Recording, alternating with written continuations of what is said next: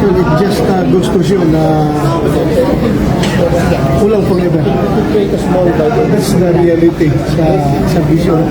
Anytime you can be relieved.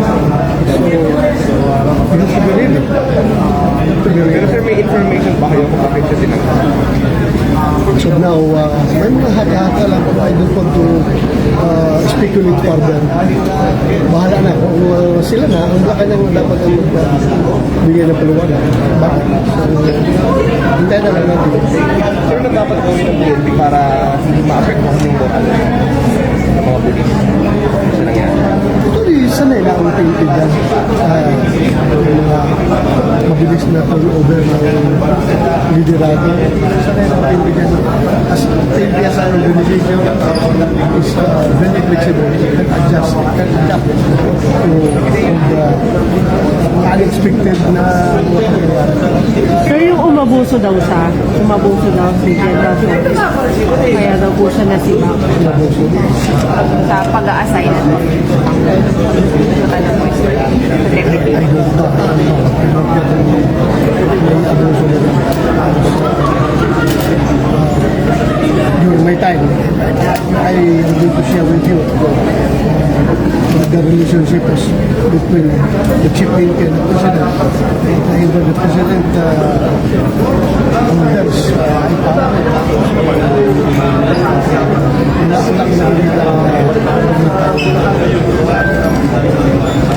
I don't know.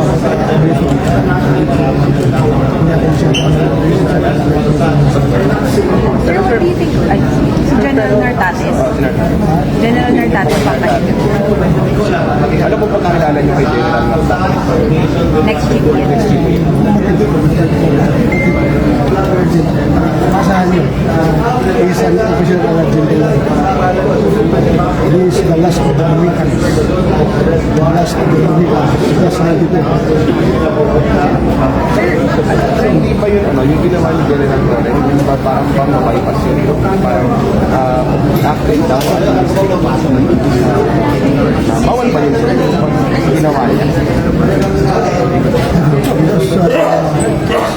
The power to appoint undesignated officers to different positions lies with the chief in responsibility. Pero hindi niyo ginawa yun sir?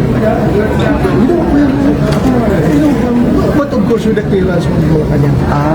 So, clearance ng Malacanang. I was given the mantle of authority. Then President Duterte, you decide whatever you deem fit for the organization, you do it. Yun ang sabi sa akin yung President Duterte. Kaya wala ka sige na sagasaan ako. Because the authority came from the president. Sir, ang sabi ni Senator Lacson, ang information niya, kaya sinibak si General Torres because he went beyond his authority, meron siyang sinibak clearance ng Malacanang.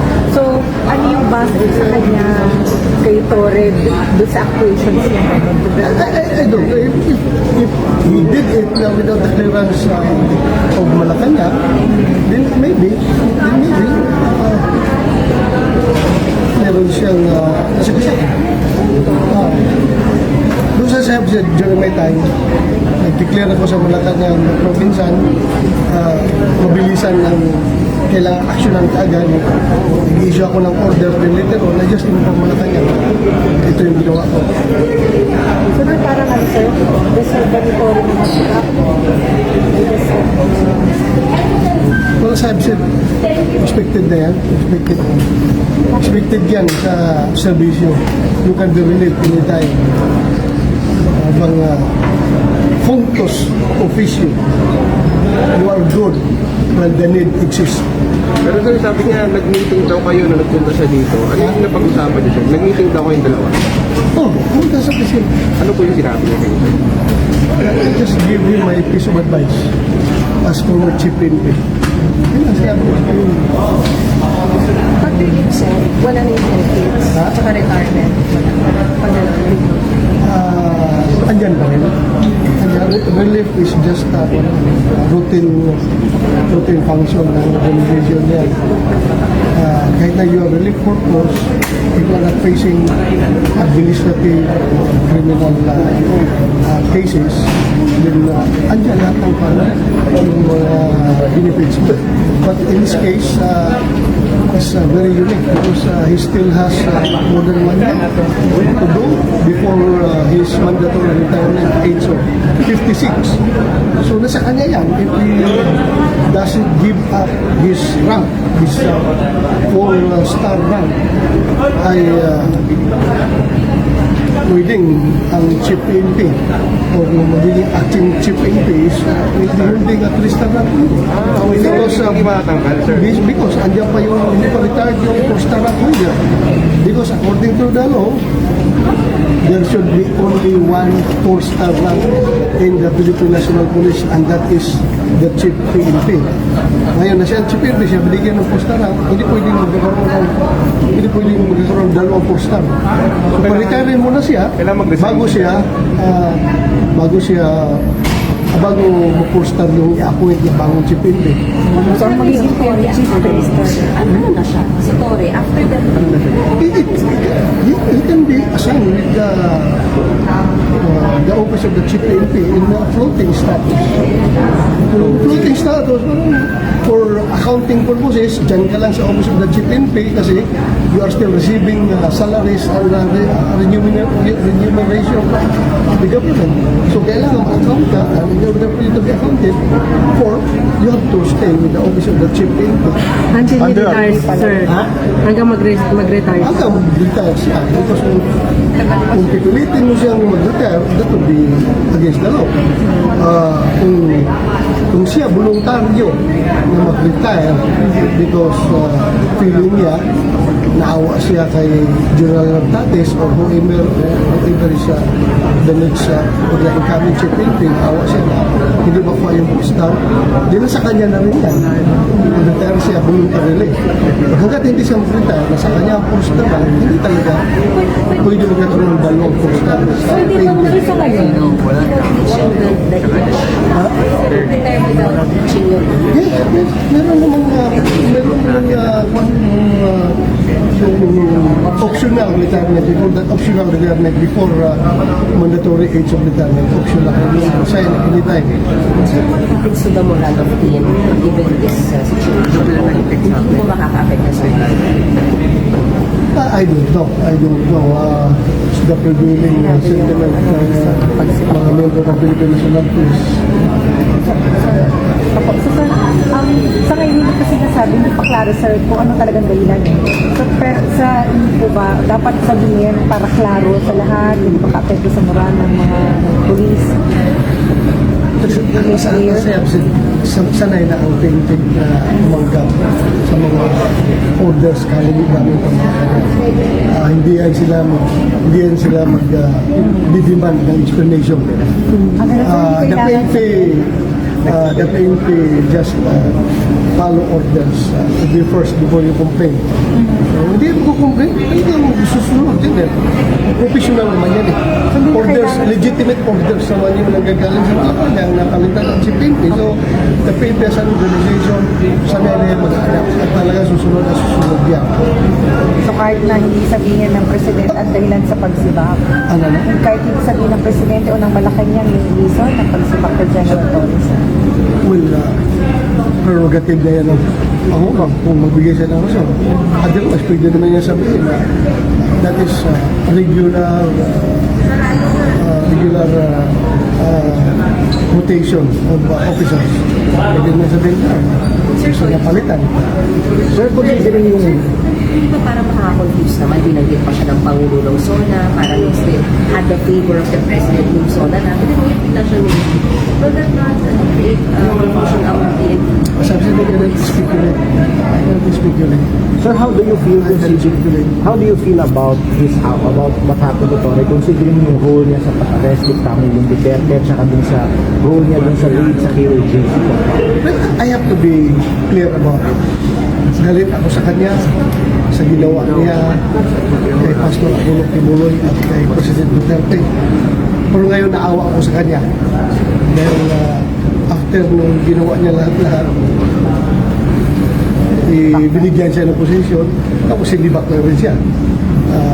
Galit ako na naawa ako sa kanya. Because I've been there. What if ako ang nandyan, nakaupo at sinunod ko lahat ng orders ng nagbibigay ng orders sa akin. Lahat na ginawa ko. Kahit na bordering to illegal acts. Unconstitutional acts, questionable acts. Ginawa ko na lahat. Pagkatapos, ngayon, tanggalin lang niyo ako ng unceremoniously. That's my opinion as a former chief NP. Ganun yun yung feeling ko. But then, it doesn't erase na talagang masamang loob ko niya sa kanya, sa ginawa niya ako pa ni Pastor Kibuloy at panahon ni President Duterte yung ginawa niya. Masama ang loob ko sa kanya. But right now, naawa ako sa kanya ng lagyan. Ano daw masama loob yun? Until now, sir, masama loob. Yes! Hanggat hindi pa ibalik si Pangulong Duterte, masama pa rin ang loob ko. Kahit na may balik, dahil ginawa yan eh. Sir, kahit meet kayo nung, kahit humingi siya ng payo sa inyo nung nakaraan. Well, I had to be professional. I am the chairman of the Senate Committee on Public Order and Dangerous Drugs. I have the oversight function over the law enforcement community. And the PNP is greatly a part of it. So we have to be civil, to be professional. Kung kaharap ko sila, kahit nagalit ako, masama ang loob ko, I have to deal with them professionally. Sir, isa lang po. Meron po kasi sinabi si Mayor Magalong na nung daw po time niya sa PNP, pagkada po budget deliberations na sa House, makakatanggap ng putos galing sa taas at sabihin, puntahan niyo yung mga kongresista niyo, hingin niyo kung ano mga request nila, ano yung mga complaints nila sa lugar. Meron po ba kung experience na ganun, sir? O may inutos kayong ganun during your time as Chief PNP? Well, expected yan.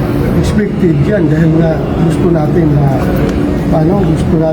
smooth sailing yung budget deliberation, lahat ng mga parochial concerns ng mga people who wield the power of the purse. You have to meet their expectations. Kasi para pagdating sa hearing, smooth sailing na. Ginagawa yan ng ibang liderato. But during my time, hindi ko yan ginawa. Hindi ko ginawa yan. Bakit, sir? Kasi open naman sila magsabi sa akin, mag-communicate sa akin, yung mga congressman at mga senador, kung may kailangan sila na mga parochial concern sila, i-text mo sa akin. So, hindi ko ginawa. During my time.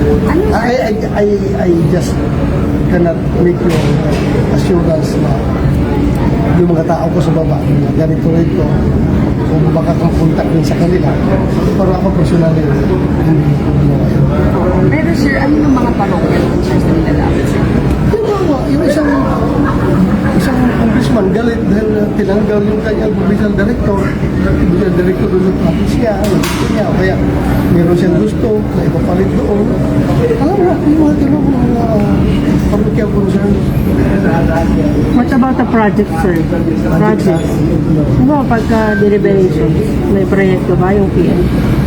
Ang concern lang naman yan ng mga LGUs at ng mga congressmen kayo sana meron police station ng ating police station building yung aming munisipyo, yung aming syudad, meron ganitong building, gano'n. Dapat nagaganyo ang police, yung number of policemen sa lugar namin, dahil kunti lang. So, yan yung mga parochial concerns na nagkakarating sa amin sa bansa. Sir, wala kayo kaibigang kontrakto. Ha? Wala kayo kaibigang kontrakto. Malayo sa akin. That's beyond by law enforcement man ako, hindi man ako nasa construction business. Salamat po. Anong kinain mo kay General Torre? Baka si Bak sinunod. Baka si Bak kaya sinunod kasi kaya si Bak.